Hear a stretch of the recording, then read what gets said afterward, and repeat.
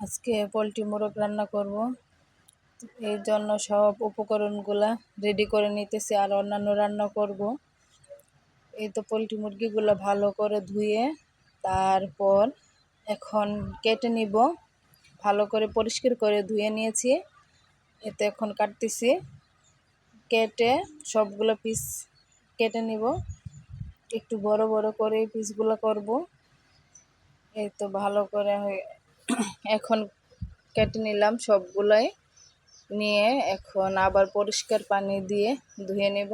এই তো কলে নিয়ে আসলাম, কলের মধ্যে ভালো করে মাংসগুলা ধুয়ে নিতেছি।